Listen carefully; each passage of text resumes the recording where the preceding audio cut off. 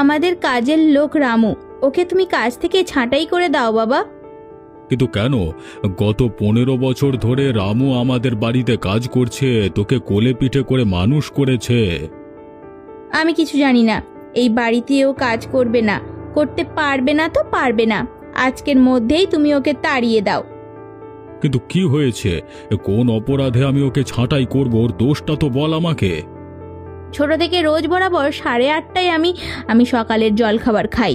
তুমি জানো এটা আমার অনিয়ম, অপছন্দ। ও আজ আমার জলখাবার 17 মিনিট দেরি করে দিল বাবা। কেন করলো? মা, মাঝে মাঝে একটু এদিক সেদিক হয়ে যায়, তাই বলে কাজ থেকে বের করে দেব? বয়স হয়েছে, আমাদের টাকায় ওর সংসার চলে।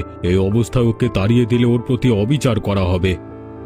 তুমি আমার কথা মানবে না তো? ঠিক আছে, আজ দেখো আমি কি করি। আচ্ছা আচ্ছা, বেশ বেশ, আমি দেখছি ব্যাপারটা। তুই ভাঙচুর করিস না, থাম থাম। আজকের পর যদি রামুকে বাড়িতে দেখি, আমি এ বাড়ি ছেড়ে কোথাও একটা চলে যাব।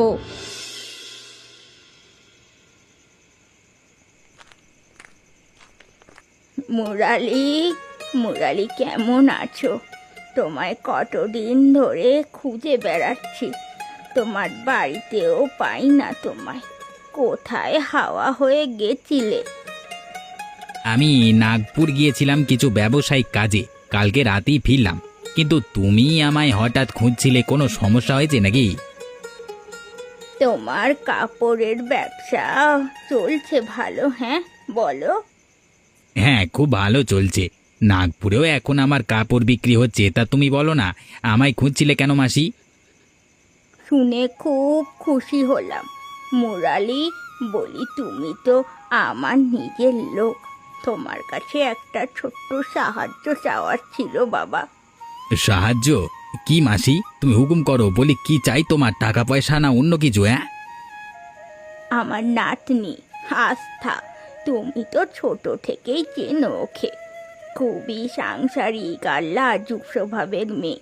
আমি মারা যাওয়ার আগেই ওর বিয়েটা হয়ে গেলে আমার আর কোনো চিন্তা থাকতো না, বুঝলে তো বাবা। আস্থার বিয়ে করাতে চাচ্ছ? আমি তো আছি, বিয়ের সব দায়িত্ব আমার, চিন্তা কিসের? বিয়ে বাড়ি সাজানো থেকে যা কিছু করা লাগে সব আমি করব। আস্থা তো আমার বোনের মতোই। সে সব তো ঠিক আছে, কিন্তু ওর জন্য একটা সৎ আর নীতিবান ছেলে খুঁজছি।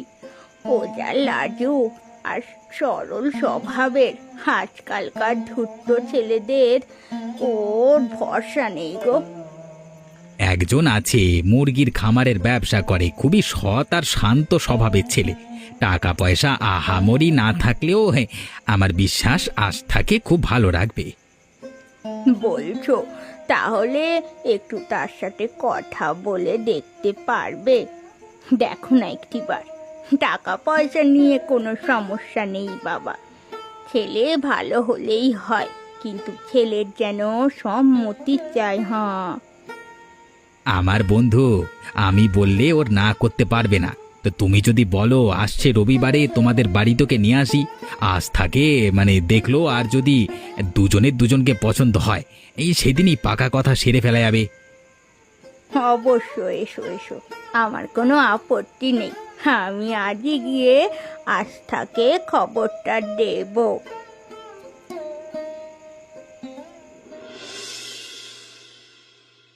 প্রণব বন্ধু আমার, কাজ টাজ রাখ, তাড়াতাড়ি এদিকে আয়। যখন থেকে তোর নতুন ব্যবসা শুরু করেছিস, সারা মাস জুড়ে শুধু শহরে বাইরে থাকিস। চল আজকে সারাদিন বসে আড্ডা দেব। আড্ডা তো হবেই, আর তোর জন্য খুশির খবর একটা নিয়ে এসেছি। তুই শুনলে খুশিতে আত্মহারা হয়ে যাবি। খুশির খবর? সেটা কি? তোর জন্য একটা সম্বন্ধ নিয়ে এলাম। সম্বন্ধ? কার? কোথা থেকে? মেয়ে আমাদের পাড়ার, নাম আস্থা। মা বাবা ছোটবেলায় মারা গেছে, এখন ওর ঠাকুমার কাছে বড় হয়েছে। খুবই গোছালো আর সাংসারিক মেয়ে। কিন্তু হঠাৎ এভাবে চিনি না জানি না, বিয়ে করা যায় কিভাবে? চেনা জানবার ব্যবস্থা আমি করে ফেলেছি। আসছে রবিবার তুই আমার সাথে আস্থাদের বাড়িতে যাচ্ছিস। আমি কিন্তু কোনো বাহানা শুনবো না। আমি ওর ঠাকুমাকে কথা দিয়ে এসেছি তোকে নিয়ে যাব। তুই যখন পছন্দ করেছিস, আমার বিশ্বাস মেয়ে ভালোই হবে। আমি যাব তোর সঙ্গে, ওকে দেখতে ওর বাড়িতে আর কি। রোববার গিয়ে আস্থার তোর পরিচয় করিয়ে দেব। এরপর তোদের সম্মতি থাকলে বিয়ের সব বন্দোবস্ত করে ফেলবো।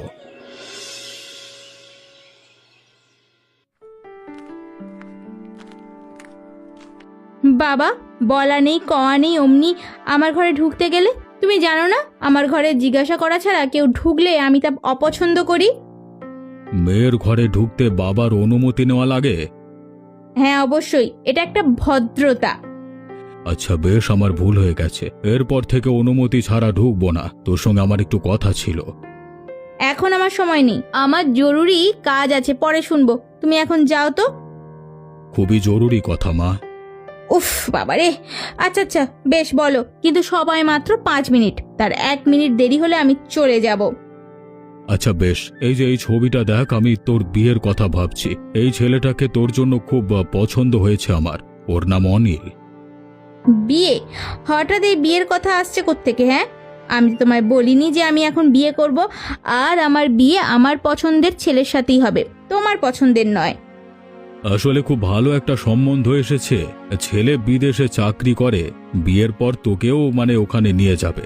এরকম সুযোগ বারবার আসে না। দিল্লির মতো অত বড় শহরে গিয়ে থাকবি, সংসার করবি, একবার ভেবে দেখ। চাকরি? না না না, কোনো চাকরিজীবী ছেলেকে আমি বিয়ে করব না। চাকরিজীবীদের কোনো ভরসা নেই, আজ চাকরি আছে তো কাল নেই। তাহলে তুই বল কেমন ছেলে পছন্দ তোর। আমি চেষ্টা করব তোর পছন্দ মতো ছেলে খোঁজবার। যার জমিদারি আছে, টাকা পয়সা সোনাদানা কোনো কিছুর অভাব নেই, যার ভয়ে পুরো গ্রাম পুরো থরথর থরথর করে কাঁপবে, এমন ক্ষমতাসীন কাউকেই আমি বিয়ে করব। এ কি বিপদ! এখন আমি ওর জন্য এমন ছেলে কোথায় খুঁজবো রে বাবা?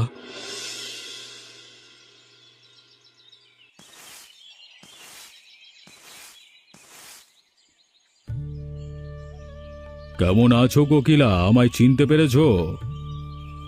পীতাম্বর শেঠ, আপনাকে কি করে ভুলবো, কিন্তু আপনি এত বছর পর আমার বাড়িতে। যে মহাবিপদে পড়েছি, আর কোনো পথ নেই, আসতেই হলো। কি হয়েছে পীতাম্বর শেঠ? কেমন বিপদ? ছেলে মেয়ে না থাকায় খুব শখ করে তোমার থেকে তোমার এক নাতনিকে নিয়েছিলাম। ভেবেছিলাম নিজের মেয়ের মতো মানুষ করব, কিন্তু কিন্তু কি? ও ঠিক আছে তো? ও কোথায়? ও ঠিক আছে। যত বিপদ হয়েছে আমার, দিন দিন ওর অহংকার আর চাহিদা এত বেড়েছে, আমি কিভাবে ওকে সামলাবো বুঝতে পারছি না। ছোট থেকে আপনার কাছে খুব আবদারে বড় হয়েছে ও, তাই হয়তো একটু ছেলে মানুষই করছে। ওর জন্য একটা বিয়ের সম্বন্ধ ঠিক করেছিলাম। ছেলে বিদেশে ভালো চাকরি করে, কিন্তু তোমার নাতনির সম্বন্ধটা পছন্দ হয়নি। সে সম্বন্ধটা ফিরিয়ে দিয়েছে। দিল্লিতে চাকরি? হ্যাঁ, এমন সম্বন্ধ পাওয়া তো সৌভাগ্যের ব্যাপার, কিন্তু ও সম্বন্ধে রাজি হলো না কেন? ওর ইচ্ছে ও কোনো বড় জমিদারকে বিয়ে করবে, যে পুরো গ্রামে রাজত্ব করে বেড়ায়। এবার তুমি বলো, আমি এমন ছেলে ওর জন্য কোথায় খুঁজবো? মাসিমা, এই হলো আমার বন্ধু প্রণব। পুরো গ্রাম ঘুরলেও ওর মতো সৎ আর নিষ্ঠাবান ছেলে তুমি খুঁজে পাবে না। এটা আমি পুরো জোর দিয়ে তোমাকে বলতে পারি।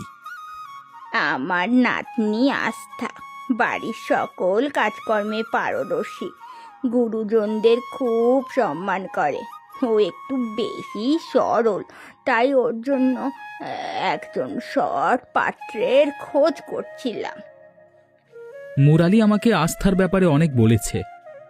তোমার তোমার বাবা মা আসেনি বাছা? আগে মাসিমা, প্রণবের মা বাবা অনেক বছর আগে মারা যান, তখন থেকে প্রণব একাই বড় হয়েছে, ওর কেউ নেই। আস্থা আর তোমার দুজনের কপাল একই, হয়তো এই জন্যই ওপরওয়ালা তোমাদের একে অপরের সঙ্গে মিলিয়ে দিয়েছেন। মাসিমা, আস্থা কোথায়? ওকে ওকে ডাকুন।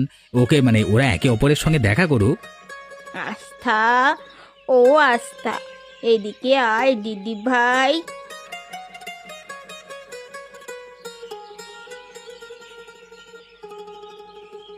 প্রণব, বল কি সিদ্ধান্ত নিলি?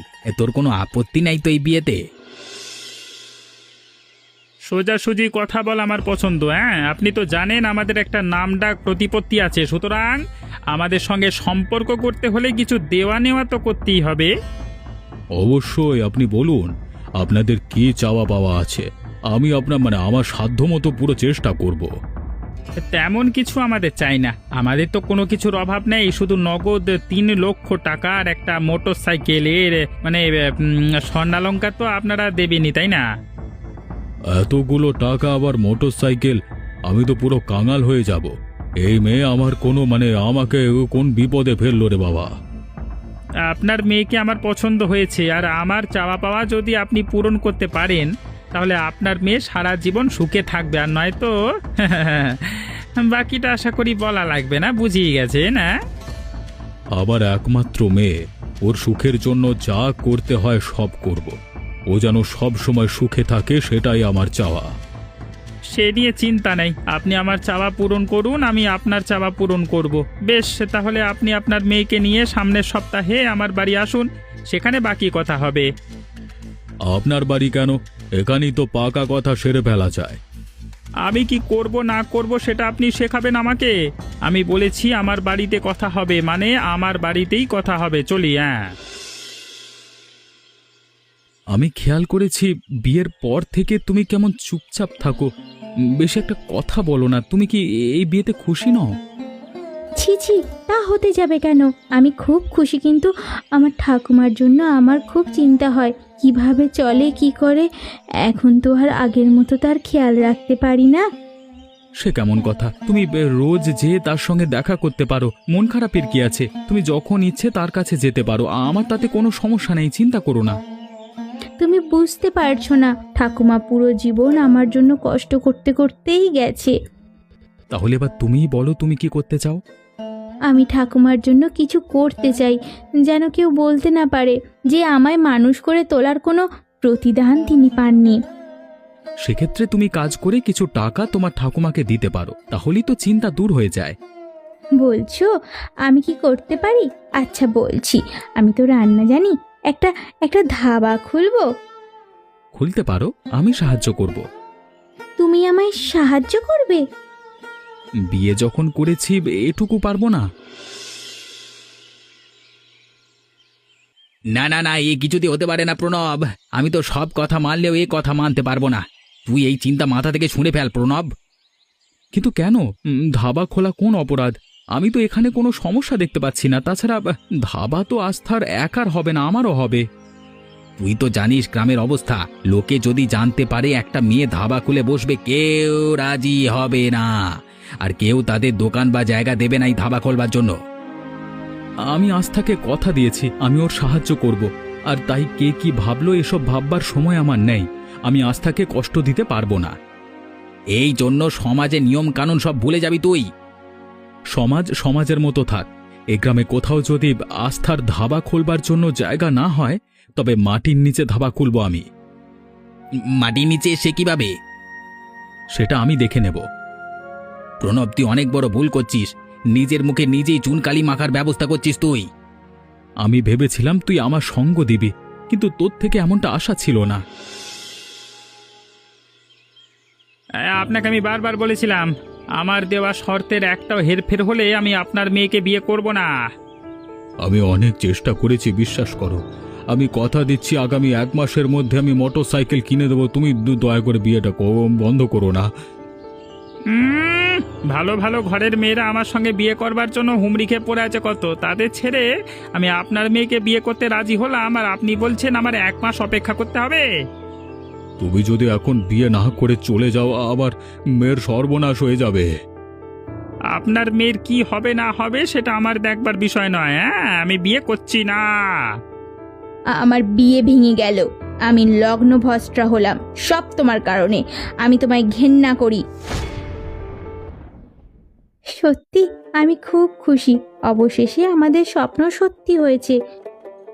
হ্যাঁ হ্যাঁ, অনেক অনেক লাভ করতে শুরু করলে জয়পুরের বাইরে থেকেও মানুষ আমাদের ধাবায় খেতে আসতে শুরু করবে। হ্যাঁ, এই সব কিছুই সম্ভব হয়েছে শুধুমাত্র তোমার জন্য। তুমি সাহায্য না করলে আমি এত দূর এগোতেই পারতাম না। তোমার খুশিতেই আমার খুশি আস্থা। আর যতক্ষণ আমি আছি তোমার কোনো স্বপ্নই অপূর্ণ থাকবে না। ঠাকুমাও খুব খুশি আমাদের সফলতা দেখে। ভাবছি আমি আমাদের ধাবার প্রচার শুরু করব। ভেবে দেখো, শহর থেকে লোকে আমাদের ধাবায় আসবে, সকলে আমাদের চিনবে। হ্যাঁ, খুব ভালো বুদ্ধি, কিন্তু এর জন্য তো অনেক টাকার দরকার। আমি থাকতে তোমার টাকা নিয়ে চিন্তা করবার দরকার নেই। প্রণব কতটা স্বার্থপর! হ্যাঁ, আমিও ছোটবেলার বন্ধু, কিন্তু ও আমার কথা শুনলো না। আমিও দেখবো ওরা কিভাবে উন্নতি করে। তুমি সারদা, তাই না? আপনি কে? ঠিক চিনতে পারলাম না তো। আমার নাম মুরালি। তুমি আমাকে চিনতে পারবে না, কিন্তু আমি তোমায় খুব ভালো করে চিনি। কিভাবে চেনো আমায়? কারণ আমি তোমাকে তখন থেকে চিনি যখন তুমি পীতাম্বর মশাইয়ের মেয়ে ছিল না। এসব কি বলছো তুমি? তুমি কে? পীতাম্বর মশাইয়ের মেয়ে হিসেবে তুমি যে অহংকার করে বেড়াও, এই অহংকার তোমার সাজে না, কারণ তুমি তার মেয়ে নও। তাহলে কে আমি? কি আমার পরিচয়? আর তুমি এত কিছু কি করে জানো? এখান থেকে কিছু পথ দূরে কোকিলা নামে এক বুড়ো মহিলার বাড়ি আছে, তুমি তারই নাতনি। তোমার আর একটা বোন আছে, আস্থা। আমি বিশ্বাস করি না। তুমি তুমি মিথ্যে বলছো। গিয়ে পীতাম্বর মশাইয়ের কাছে জিজ্ঞেস করো, তিনি তোমায় পুরো সত্যিটা বলবেন। আমি এক্ষুনি যাচ্ছি, কিন্তু কিন্তু তোমার কথা যদি মিথ্যে হয় তাহলে তাহলে আমি তোমায় ছাড়বো না। এসব মিথ্যে কথা। তুই আমারই মেয়ে, আমি তোর বাবা। মিথ্যে কথা বলছো তুমি। একটা লোক এসে আমায় সব সত্যি বলে দিয়ে গেছে। এবার তুমি তুমি আমায় নিজের মুখে সব স্বীকার করবে, নাকি আমি বাড়ি ছেড়ে এক্ষুনি চলে যাব? না মা, বাড়ি ছেড়ে যাওয়ার কথা বলিস না। এটা সত্য যে আমি তোর আসল বাবা না। আজ থেকে 20 বছর আগে আমি তোকে দত্তক নিয়েছিলাম। তুই ছোট ছিলিস, তাই কিছু মনে নেই, কিন্তু আমি কখনো তোকে পর ভাবিনি মা। বাবা, তুমি আমার আসল বাবা না হওয়া সত্ত্বেও সব সময় আমার আগলে রেখেছো। আমি তোমার সাথে কত দুর্ব্যবহার করেছি, কিন্তু তুমি কখনো বিরক্ত হওনি। আমায় তুমি ক্ষমা করে দাও বাবা। না মা, তুই তো আমারই মেয়ে, আর বাবা কখনো মেয়ের উপর বিরক্ত হতে পারে? তুই ক্ষমা চাস না। আমি যদি এখন পীতাম্বরের সাথে আবেগীন খেলা না খেলি, তাহলে আমায় ওই গরিব বুড়ির কাছে ফেরত যেতে হবে। আমি তা কিছুতেই করব না। যেভাবেই হোক পীতাম্বরকে আমার ধরেই রাখতে হবে। আমি জানতাম তুমি সত্যটা জানতে পারলে ঠিক আমাকে স্মরণ করবে। তুমি এত বছর ধরে আমার সত্যটা বললে না কেন? তুমি তো প্রথম থেকেই সব জানতে। আগে সব জানলেও তোমায় বলবার প্রয়োজন মনে করিনি, কিন্তু এখন আর না বলে পারলাম না। এমন কি হয়েছে যার জন্য তুমি এত বছর পর এই গোপন কথা আমায় বললে? তোমার জন্য আমার খুব মায়া হয়, বুঝলে। একদিকে তুমি এত বিলাসবহুল জীবন করেও শেষমেশ বিয়ে করতে পারলে না, অথচ তোমার জন্য বোন আস্থা আসে এত দারিদ্র্যের মধ্যে থেকেও কত ভালো স্বামী পেয়েছে, জীবন উন্নত করেছে। তাই নাকি? কি করে ও এখন? মাটির নিচে ধাবা খুলেছে ও, আর ওর সাহায্য করছে ওর স্বামী প্রণব। হ্যাঁ, আমার ভাগ্যে সংসার জুটলো না। আর ওই আস্থা সুখে শান্তিতে সংসার করছে। আমি সুখী না হলে আমি কাউকেই সুখী হতে দেব না। তুমি কোনো চিন্তা করবে না, কাজ হয়ে যাবে।